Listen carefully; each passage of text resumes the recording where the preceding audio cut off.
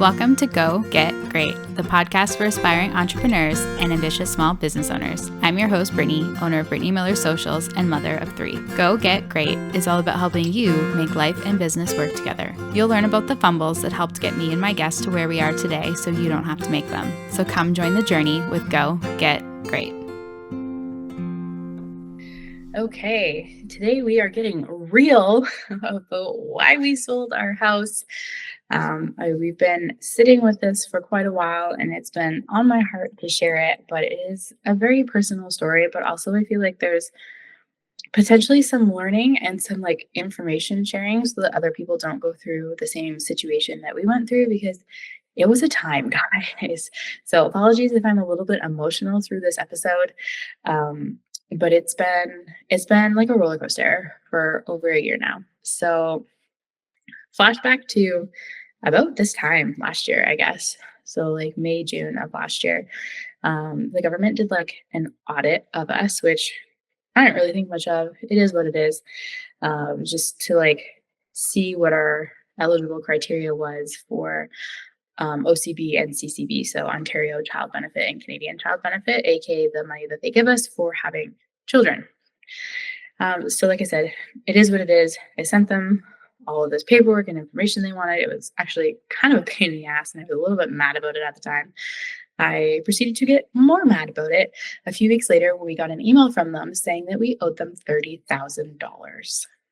Just gonna let that sit in for a minute.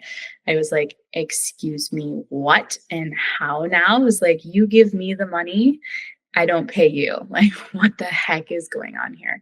But basically what happened was that when Grayson and I separated, we started filing all of our income tax separately because we were separated, as you would think one does.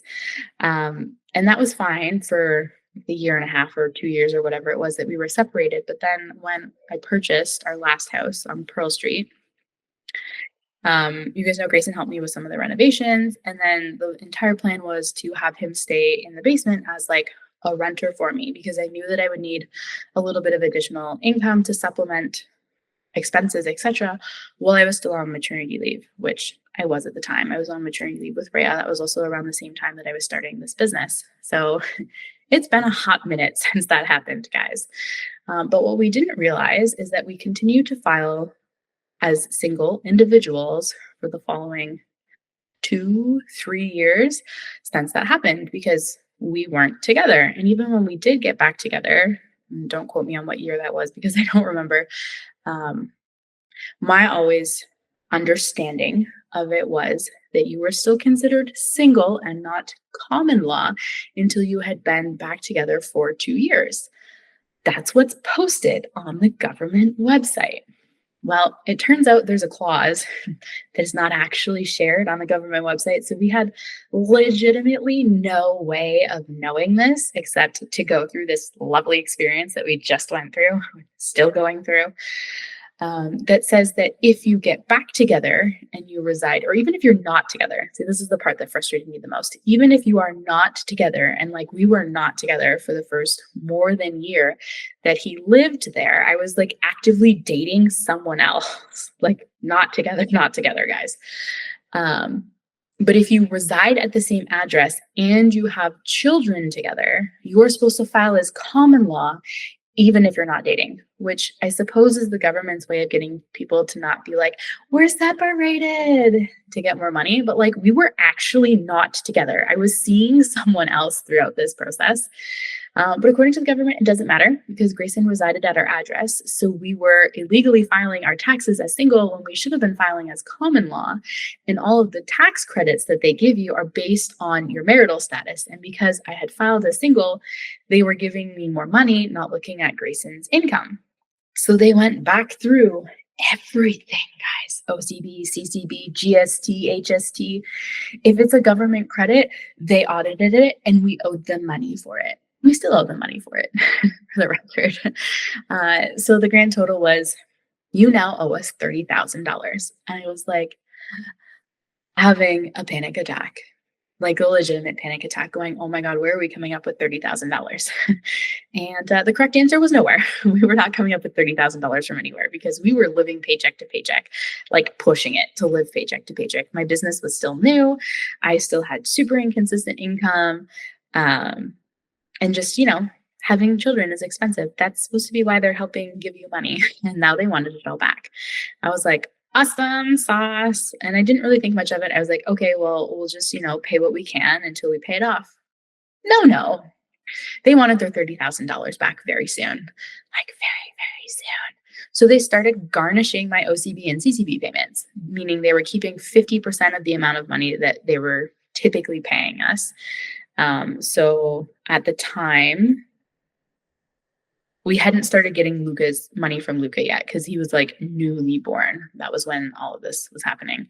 Um, but we were getting like $2,500 a month because we had 3 children and I was filing as single and then I didn't really make money because I didn't really make money. I wasn't making money consistently enough to make it count for anything. And by the time you actually file your taxes and do all the household deductions that I get to write off as a home-based business, on paper, I wasn't making money, which worked in my favor at some point in time. So we were getting like $2,500, and that money was going to cover mortgage payments and groceries. Like we were not in a spending phase as it was. Like we were not going on lavish vacations. I did not go out and get my nails done or my hair done. We were like buying basics. If we did not absolutely need it to live, we were not purchasing it. So now all of a sudden, I had no money for groceries, and I was like, say what now? Like, how can you do this? So we ended up calling and talking to them, and then they reduced how much it was. So instead of losing 2,500 divided by 2 or whatever, they ended up only taking about $1,000 a month. But that's still like a lot of money. Like a lot. So we're like scrambling to figure out how the heck we're going to do that. So for the first couple months, I borrowed money from my parents and my brother. Still owe them some money. We're still working on that. Um, then we were like, okay, well, the only way that we can figure out what to do is like, I tried everything, guys. And I am a creative person when I'm up against a wall. We were selling stuff on Marketplace. I was trying to take on more clients. We considered getting like part time jobs for Grayson. We talked about me going back to work, but that honestly would have cost us more money because we would have then had to pay for childcare for a very newborn baby. Grayson was on maternity leave or paternity leave rather at the time. So like he went back to work quite soon after all of this transpired. We were doing literally anything we could to increase our income. We talked to the bank to see if we could refinance our mortgage, lower mortgage payments, or just like take cash out to like offset all of this money that the government was taking from us. Then we hadn't had the house long enough. We had no capital. So the only thing we could think to do was to pull the equity out of our house by selling it. So that was why our house went on the market last summer. That was towards the end of August after we had exhausted a lot of these routes. In the interim, we were looking into taking a renter for the basement. And we thought we had found someone, and then that kind of fell through in like late July. So then we were scrambling in August to get the house ready to sell, thinking that we wouldn't be able to find someone else to help us rent. And then our house sat on the market. So we're like hemorrhaging money for months and months and months trying to find a renter and then get the house ready to sell. So we ended up, and I'm very grateful to my family for helping us through this very challenging time. But it was stressful figuring out, where groceries were coming from and like how we were making mortgage payments. Credit cards definitely went over limit for a very long time. Like we had stretched ourselves to the absolute max and we were still not doing well, which is why inevitably we decided to sell the house because we figured if things continued, like there was only so much money we could borrow from my parents and my brother and things like that too. They have their own expenses. They were pulling out of their savings to help us for as long as they could, but we figured eventually the bank was going to take the house anyway. So the best thing that we could do is try and sell it ourselves, get as much money out of it as we could, cover our expenses, and then try and find something later. So on social media, I was like, we're expecting again. Actually, at that point in time, we didn't know we were expecting again. We're just like, we need a bigger house. There's too many children, 3 kids in 1 bedroom, 2-bedroom house on the main floor. It didn't really work. And I mean, truthfully speaking, it wasn't ideal. It wasn't fabulous. And Grayson's always like, "Oh, we have a room downstairs. We have a room downstairs. Like, let us move downstairs and separate the kids upstairs." But I was like, "Yeah, but we need a rental income." And I wasn't willing to put some of us down there and sacrifice potential rental income because we were still trying. The house was up on Airbnb. We had listings up on Marketplace looking for renters. Like, we were doing everything we could to try and generate this income. Um, and eventually we did find someone. They stayed with us for Airbnb and then asked to stay on after. So then that helped us from October until when we eventually sold the house in January. He actually stayed until we closed in April. But it wasn't until October that we were like starting to get closer to break even again and we could stop borrowing money from people. But the government was still taking like crazy amounts from us. And paying back $30,000 takes a while at $1,000 a month. And they really wanted their money back like now. The government's not really someone that I wanted to mess with. So we're like, no, we should still try and sell the house. That's still our best course of action because truthfully, the more I started telling myself this and telling it on social media of, this layout of house really doesn't work for us, really started to reinforce this layout of house really doesn't work for us. So we're like, no, okay, we're going to continue selling. We're going to continue selling. And then the holidays came and I was like, we need to take a little bit of a break. We had received some kind of super shitty offers on our house. When we listed originally, we put it up at 525 and I wasn't expecting us to actually get 525 for a semi. Like I know our semi is nice and all, but it's not in like the desirable neighborhood. But I was like, even if we get, like 515, 510 with kind of my hope for it, I was like, that would be great because when we sell, not only do we need enough money to then purchase a house again, but we also have to pay off this government debt at least. And then in addition to the government debt, it also became credit card debt because we maxed ourselves out and like all of these other things. So it was like, we need quite a bit of money from the proceeds of the house to pay all of this off and then still give us enough money to purchase again because like we also can't be homeless. So there's just like a lot of moving pieces in this entire process. But over the course of August, when we listed, to January when it actually sold, we decreased the price a couple times. So by the time we were getting around the holidays in December, I think the price was down to 510. Don't quote me on that. And then in the new year, like we took it off the market for the holidays because I was like, I am not dealing with cleaning the house over the holidays. Well, we have family in and out every other day for birthdays and Christmas and New Year's and all. I was like, nope, putting my foot down on that one. I was like, I will give myself a 2-week grace period while the children are home. So we took it off the market. And then when we relisted it in January, we put it back up at 500, but we were getting offers for like 420, 430. Eventually we did get one for 450. That was kind of the straw that broke the camel's back. And I was like, that is so much under asking, like a ridiculous amount under asking for a fully finished, beautifully designed semi. And I say that with a little bit of an inflated ego, but like also everyone tells us how nice our house looks. So like there's some truth to it.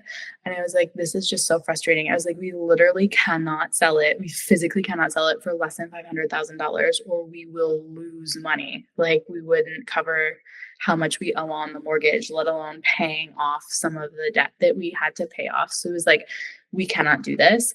And I do not want to keep having these phone calls, getting my hopes up of people putting offers in and then having them come in so much under what we need to sell the house for.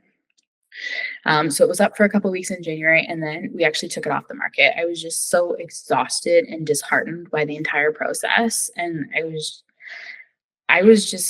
I don't even have words for how awful I felt during this entire time, always wondering where the grocery money was coming from and like what the heck we were going to do. I felt like such a failure as an individual that we were going through this, even though, like I said, there was literally nothing that we could have done. We had no way of knowing that this was a rule. It's like, even when you call the government and ask about it, because we tried to like argue it and put that in air quotes, but like we called to inquire. Half of the people that we talked to were like, yeah, no, that's not a thing. But like the people in the actual OCB and CCB department were like, no, this is a thing. And I was like, how is it a thing if half of the people that work for you don't know it's a thing and it's not posted on your website? Like, how is that legal? And part of me wanted to like try and argue it in court, but I figured we would rack up a lot of legal fees and that would just be so much stress and time that I didn't really have to deal with. And I reached out to a couple lawyers, but they weren't people that really were in that space. So it was like, I don't even know like who to go to really about something like this. And I was like, how can a lawyer argue it on our behalf really when honestly we're not even sure whether it's a legit rule by the government or not? I mean, maybe that would make it easier to argue. I don't know. If you're listening to this and you deal with like tax law or whatever, hit me up.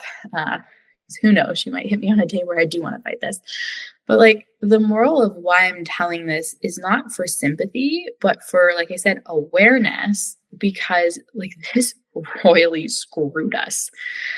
More on that in a couple minutes, but it just it put us in such an awful situation and it was so stressful, and I do not want another family to go through this because they might not have been in a position like we were where we had the option to rent out a basement and we had the option to sell our house and then get enough money to pay back the debt. And like I said, for the record, we still haven't paid it back. We're 2/3 of the way done.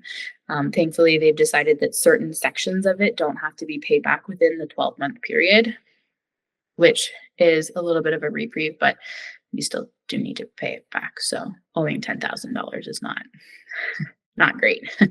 And there is a reason why we didn't end up paying off the last remaining balance when we sold. Come back to that in a minute too. But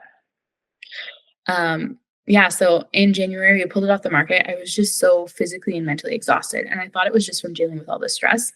And then we found out we were expecting unexpectedly baby number 5. And that explained quite a lot of the fatigue, truthfully, but also really drove home the, you probably do need a bigger house. But I was like, okay, well, we've already pulled it off the market. We're kind of making ends meet, at least now, with our renter in the basement. So I was like, I need to give myself a break because like I was barely getting through the day. I was so tired.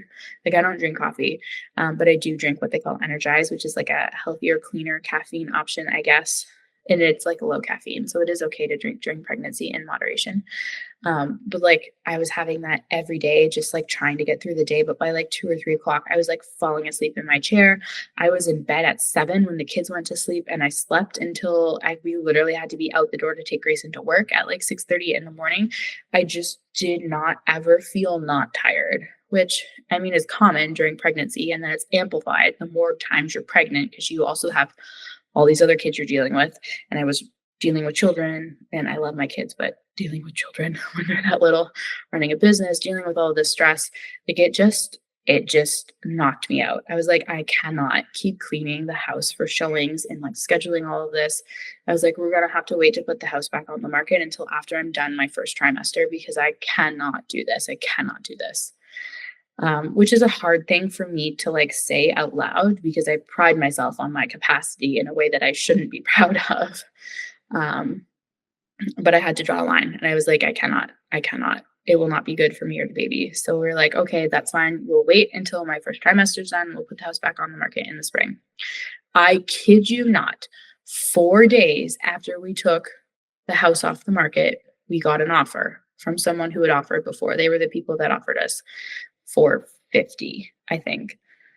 So they came back this time at 475. And I was like, no, still no, like that is not our number. Like that is still very far away from our 500 like make or break number. But our realtor was always like, oh, you should always counter and let the buyer decide not to continue. I was like, okay. So we countered. We're like, all right, 497. And I was like, it's not a big deal.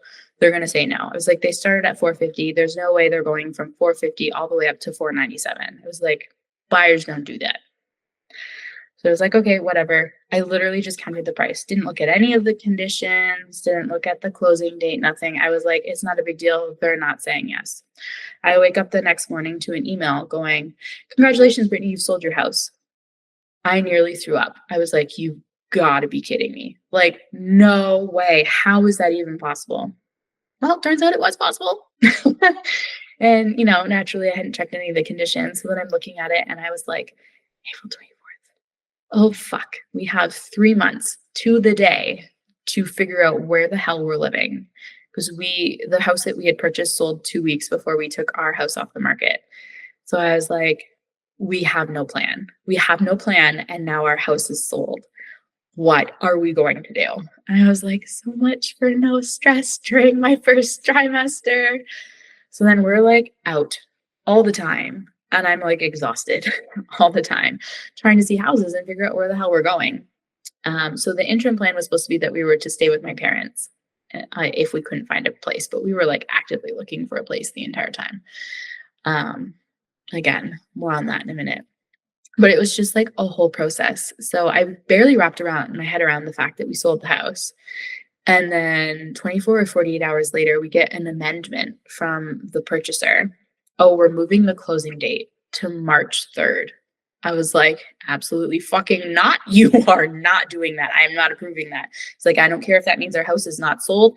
That is not happening. I was like, you are not giving me 4.5 weeks to figure out where the hell we're living. Not going to fly. I was like, not only can I not pack my entire house in that amount of time, I don't know where we're living. It's like, I have 4 children to consider.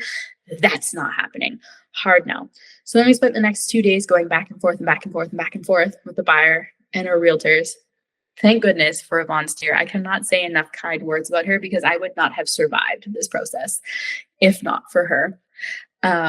With the purchaser, we were just going back and forth on the closing date. So they're like, okay, we won't take our closing date. We want you to take less for the sale of your house. It was like, physically cannot do that. Not an option either. I was like, you were the one that put this offer in. I was like, I literally gave you everything you asked for because I didn't change anything. Otherwise, I 100% would have deferred the closing date until the end of June so the kids could finish their school year. I was like, no. I am not compromising on this. It was like, we physically need that money or we're screwed. And I need this amount of time to figure out where the hell we're going or we're also screwed. So like, no, I was just not playing ball. And I was like, I felt kind of bad about it at the time. But now I'm like, you know what? No. I was like, there's no reason that I should have had to compromise on any of that. Like I said, I literally accepted everything that they asked for in their offer except the price. And I fully figured that they would at least come back and counter it, even if they didn't say no. Like they would come back at, 485 or 490 or whatever. And then we would have had time to adjust the rest of the stuff. But they were so frustrating. And every time they would send us information, it would be like 6:00 in the evening. And we only ever had till like 9:00 to decide. So we were just like bouncing back and forth. Sometimes the realtors were like barely getting hold of us at 8:30 going, like you've got like 10 minutes to figure this out because I need to do my paperwork on my end to like get it back to them for 9. So they were just frustrating people to work with the entire time. And I was just not in the mood to play ball. So anyway, they eventually did decide to accept the purchase price that they agreed to and the closing date that they agreed to, thankfully, because we really needed that full money and time to figure that all out. So again, like I said, this entire time we're house hunting, we're not finding anything. And like we're down to the wire. So technically our closing is April 24th, but what most people don't realize, including my parents for the record, was that we really only had until April 1st to buy a house. So we were like house hunting still on April 1st, not having found the property that we inevitably purchased. I think we found it a couple days later. And I was like, okay, mom, like we can't find a place. We are 100% coming to live with you. She's like, no, honey, don't worry about it. You have time. You still have a couple weeks. I was like, no, we literally don't, because it takes 2+ weeks for the mortgage broker and the lawyers to do all the paperwork, the title searches, etc. on the back end. And then she's like, oh, well, you kept saying that you were going to get a place. So like, we haven't really been working on the basement because they're doing like a big basement thing. And I was like, what do you mean? Like the entire plan since January was that we were going to stay with you if we could not find a place. And like, you could very clearly see that we were having a hard time finding a place because in and amongst all this house searching, our reoccurring issue was that we were not approved for enough to get us into a shopping bracket that would give us a big enough house in St. Thomas. Because I'm self-employed and on paper, it looks like I make no money. So we're shopping with the OCB money that we're getting, which is reduced, and Grayson's income. So we're like basically screwed. So then I was like, okay, mom, like in March, I was like, mom, this isn't working. It's like, we cannot find something for $450,000. I was like, there are barely 2-bedroom houses for sale for $450,000. And I was like, we need something bigger than that. And actually, I don't even know that we were approved for 400. I think we were only approved for 390 or 400. I don't think it was 450 yet. Um, so then we're like, can you co-sign for us? And that was a whole thing and a whole drama with my parents. And I love them to pieces. And I understand why they were saying no initially, because they're also planning on moving and it like impacts their ability to repurchase. But like, I also know when my mom says that she's thinking of moving in the next year, the actual timeline is going to be 3 to 5. And I was like, in 3 to 5 years, we can probably take you off the title. It's not a big deal. My mom tends to procrastinate and drag her heels on a lot of things. So I know her timelines are a little warped. But I was like, we'll be able to take you off in that timeline. It's no big deal. She's like, no, we're going to be moving within the year. I was like, yeah, but I don't think you are because it's been almost a year and your basement renovation's not done. And you still have other things that you keep saying you want to do before you list. But I digress. So then we finally found a stated income lender, because that's a whole other thing, who found a lender or stated income mortgage broker that found a lender that would put my parents on as a guarantor, which means that it doesn't show up on their credit bureau because they're not actually a cosigner. So then when we tried to do that, that bumped us up to 450. So it gave us a little bit of help, but still not really enough to get us to the point where we could purchase a 4-bedroom house in St. Thomas. Because for some reason, the St. Thomas housing market has just blown itself out of the water in the last 3 years. It's crazy. So we were still hunting. We did that for a couple of weeks and we're like, this is just not working. It's not enough money. So I was like, I don't know what we're going to do. So my brother was like, well, why don't you try me? He's like, I don't have nearly as many expenses as our parents. He's like, I make good money. He's like, maybe I can help. So we took my parents off and then we put my brother on as a guarantor. And that brought us up to 550, which is a little bit better. But truthfully, 4+ bedroom houses in a neighborhood that's not completely sketch, again, in St. Thomas, 650, 700, 750, 800. I was like, this is helping, but it's still not really getting us where we need to be. So it was really struggling with that piece, a lot of it. And eventually we started to look outside of St. Thomas, and we had been looking outside of St. Thomas, truthfully. The house that we wanted to purchase that sold in January was in Thamesville. And my parents did not really like that choice at all. They're not fans of our house. But we were just looking outside, and then one day I was like, you know what, why don't we go and look at this property and the house that we purchased? There were no inside pictures whatsoever. Literally never heard of the town of Merlin. And we're like April 3rd, guys. And I was like, whatever, total shot in the dark. I was like, let's just go and see it. We're going to look at some houses in Chatham. I was like, it's got 2 acres of land. We wanted property. Let's go and look at it. I was like, we've been looking at dumpster fires. So how bad could it possibly be? So we went and saw this house. I didn't have high hopes for it, like at all. I really didn't. But I was just like, we need to exhaust all of our options so I can confidently tell my parents that we have tried literally everything and we still need to move in, because that definitely was not plan B, guys, or plan A. It was very much plan B or Z, still plan Z. So we went and looked at it, and to my absolute utter amazement, because Grayson and I, like, we know what we need, but like we usually don't like the same houses. He was like, I really like this one. And I was like, wait, what? Because like I kind of liked this one. So it's like very bizarre when we like fully agree on houses. And I was like, okay, so let's talk this through. What does this look like for us to, move over an hour away from family? What kind of renovations would we be getting into with a property like this? And to be fair, when we first purchased it, we didn't know that it was going to need to be an entire gut job. Grayson wanted to get it. I wanted to keep a lot of it. Grayson got his wish. I did not. It is what it is. So we were kind of talking through the process, and then we're trying to purchase this house, knowing that we should have purchased it 3 days ago, or like told the mortgage broker about it. So we're trying to get approved, and we're like, okay, this should be really easy. Like, we shouldn't even need my brother. We shouldn't even need my parents, because it was listed at 425 and we planned on offering less because the house needed a lot of work. So we're like, we should be like shoo-in easy to do. Mortgage broker's like, okay, we need a house appraisal. We're like, okay, whatever, sure, send the people out, do whatever, bill my credit card. So then 48 hours later, we get an email back going, the lenders denied your application due to the concerns with the house appraisal. I was like, excuse me? I was like, okay, it did mention that there were some issues with the crawl space and there was a bat in the attic and the gutters need to be cleaned. But like, there's nothing in here that goes, this house is condemned. Don't give money for it. was like, you realize we're asking for a very small amount of money for this house. Like we got it for, I'm going to say basically nothing, considering the size of the house and the amount of land it came with. I understand it's in the middle of nowhere, but still. And we just kept getting all of the excuses in the book. Oh, well, it's in the middle of nowhere. Lenders don't really like to do that because that lowers the value of the house because who wants to live in the middle of nowhere? And well, it needs this and that and blah, blah, blah, too much risk, et cetera, et cetera. And I was like, you literally approved us for like 3 times the amount of money that we're asking for. I was like, I'll put my brother back on the application. He's like, no, it won't matter. They've said no. I was like, ow! We were asking for a third of the amount of money that we were asking for before, and you're telling us no? I had never heard of this concept before. So we're trying everything. Construction mortgages. We're like, can we get a line of credit big enough to purchase the house?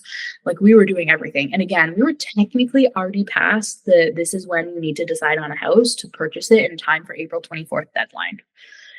It was a very stressful 2 weeks. 2 weeks. And then finally I got to the point where I was like, let's talk to a different mortgage broker. So we talked to another private lender. We're like, maybe we can go the traditional mortgage route. Maybe we don't need a stated income house anymore because the house is so inexpensive. We can just pretend Brittany doesn't make money. I tried everything, you guys. And then I got desperate and I called Scotia, which is where our existing mortgage was. And I was like, if a private lender is not going to do this, there's no way a big bank is going to because they have higher risk thresholds. But I was like, you know what? I'm going to ask. So I called them up. I was like, hey, this is the house we want to purchase. We have a mortgage with you guys. Will you give us this money? So he takes a look at the application. He's like, I don't know. Let's see what I can do. I kid you not, 24 hours later, we were approved. No house inspection, no nothing. I was like, what the fuck? I was like, we spent 2 weeks trying to sort this out and you did it in less than 24 hours on a Friday. How? How does that even happen? So I was like, oh, whatever. I'm just rolling with it. Thank you, universe. We had finally sorted all of this out and I can breathe a sigh of relief. And then immediately transitioned to, oh my God, we have to pack and move in a week. You guys, we got confirmation that we got the house 7 days before we had to move out of Pearl Street. And then we very quickly realized that we couldn't actually move in to our house because the kids still needed to finish school and like 100 other things. Because while we were in the process of getting the mortgage approval, we were also trying to get insurance for the property. And in the process of doing that, we found out that it has galvanized pipes, which I mean, I'm sure probably someone mentioned while we were touring the house, but I didn't think anything of it because to me, that means nothing. We've never dealt with galvanized pipes to either of our other 2 houses before. But apparently insurance doesn't like it. So like, you got to rip all the plumbing out. We're like, well, fuck, if we have to rip all the plumbing out, we got to take all the damn walls out. And insurance is like, you've got 30 days to do this. And we're like, well, shit, I guess we're not moving in because now we need to start gutting this because we have 30 days to get the plumbing fixed. Which reminds me that I need to book the plumber to actually do the plumbing now that we've torn it out. Yeah. So this entire time we've been like moving just from like one stressor to another stressor. And again, when we were in the process of getting the Scotia mortgage, one of the conditions of getting it approved in such a short period of time and without a home inspection, appraisal, whatever you want to call it, was that we also had to pay off all of our credit cards and also our car loan. So the money that we were going to use to pay off the rest of the government debt that we owed had to get rerouted to paying off our car loan. I'm just like, why? But it was like, we need the mortgage. I was like, fine, we'll do that. And then hopefully just with the decreased expenses, now that we're not paying $600 a month for our car, we can just put that $600 a month towards paying off the rest of the government debt and then paying back my brother because we also didn't have enough funds to do that after we made it through this entire process. So, I mean, technically we're debt free aside from the mortgage presently, but we still, well, I guess we're not debt free because we still owe money to the government, but sort of. We paid off our car. But anyway, getting back on track to the story here. So 7 days, I'm still not fully packed. So then I'm trying to like pack to a house that I can no longer move into. And then we're packing, whatever. I call my mom and I tell her because she didn't know that we were trying to purchase this property because I knew she wasn't going to like it. She's not a fan of fixer-uppers and she definitely is not a fan of me moving out of St. Thomas. But I was like, realistically, this is the best thing for my family because the house is going to be so much less expensive. Like we were literally cutting our mortgage payments in half, moving from where we were in our semi to this new property. It was like, it's better for our family, less financial stress for me as a business owner, for us as a family, will give us more disposable income. We'll be able to do more things with family. My mom's been talking about traveling. My dad's supposed to be retiring soon. I was like, maybe we could actually go and do some traveling with you. And I was like, you keep talking about selling. You don't know where you're moving to. It's probably not going to be in St. Thomas, and you want to start traveling. So why the hell do I need to stay in St. Thomas? I was like, I work from home. And my goal for the last 3 years, and which will continue to be my goal until it happens, is to get Grayson to quit North Star once we're financially a little bit more stable. And decreasing our expenses is a really, really big step towards achieving that goal for us of having him be a stay-at-home dad slash co-unpaid intern in my business. I mean, we'll pay him, but like, you know what I mean? Um, and I was like, this is the best move for our family. And I know that, but I didn't want to deal with my mother's criticism while I was always also stressed to the nines with all of this. So we told her once we got approval from Scotia. So again, 7 days before we moved. So again, you guys, since January, we were supposed to be moving in with my mom. This entire time, she knew we hadn't found a house, hadn't found a house, hadn't found a house. So now fast forward to 24 hours before we move, I call her and I was like, Mom, I know you're busy working on the basement to try and get things finished for us in the next 2 days, but like, I really need you to come over and help me pack stuff. And I need Dad to help Grayson finish loading things. I was like, we filled the storage box, which I thought was going to be enough space, and it's not. I was like, I need U-Hauls. I need all the trucks. Like, I need everything. Like, can you come over and help? And on the phone call, she's like, yeah, the basement's not going to be ready for you. If I could have strangled her through the phone, I would have, you guys. I would have. I love my mother to pieces, but come on. You had 3 months to work on the basement, knowing that we were supposed to be living with you. And 24 hours before I need to be out of my house, you tell me that I now have nowhere to go? What the actual fuck? I was so mad. I'm still very angry, very upset about this.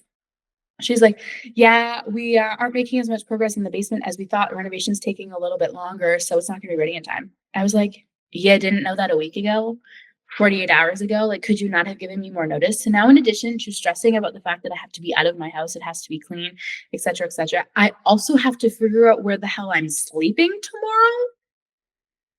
Ooh, I was mad, very mad. She's like, well, we didn't know. I was like, yeah, damn well did know. She's like, we still need to finish taking up some of the flooring in the basement so that it can be replaced. And we had to pull the vanity out of the bathroom, and we need to get a new vanity, and the laundry's not hooked up, and like XYZ. It was just thing after thing. I was like, Mom, you had to have known a week ago that you were not going to have all this stuff done in a week. Unexpected things happening or not, this is too much to accomplish in 7 days while Dad is working full time and you don't do anything when he's at work. Because renovation is a little bit more his side of things. Mom's more of the purchasing, decision making, designing, supervising. Her and I are very similar when it comes to renovations. Grayson does all the work, I do all the other stuff. I was like, come on, come on. I was like, okay, we're just rolling with the punches, moving on. So we did, and we packed up and we got out and we stayed in the hotel. And, that's been the story. So it's been a time. It's been a very, very long roller coaster since last May, guys. And it feels nice to like share this with you guys. And again, like I said, not sharing this for sympathy, although I'm sure that there are moments of this that are very comical for anyone that's not me. So there's some comedic value to it, but mostly it's just for awareness because, like I said, I had literally no idea that the government could do that, that was a rule, a thing. And that just like one thing just really spiraled and caused a lot of other things and stress in her life since last May. So I'm really hoping that we are on the other side of all of that. And now we can just focus on the house and moving in and my business and then the new baby coming. So I'm hoping that my stress level is coming down a little bit. It's been almost 2 weeks since we moved out of Pearl Street, and my mom's basement's still not ready, but she swears it's going to be done before we have to be out of this Airbnb on Wednesday. So by the time this episode airs, I guess you'll know because I will have been sharing or venting, depending on which way it goes, about it on social media. But that is the very, very long story. I'm very sorry for how long this episode was, but thank you to all of those of you who made it all this way through it. Yeah, I will see you in another episode of the Go Get Great podcast. Thank you so much for tuning in to Go Get Great. I hope you found some useful tips and tricks that can help you make life and business work together. If what I said resonates with you, please share it on social media and don't forget to tag at Brittany Miller's socials so that I can celebrate you for taking those first steps towards achieving greatness. Remember, success doesn't happen overnight. It takes dedication, hard work, and a lot of spirit. So don't be afraid to dream big and go after what you want. Keep striving for greatness. You get closer with every step forward, no matter how small they may seem. Until next time, go get great.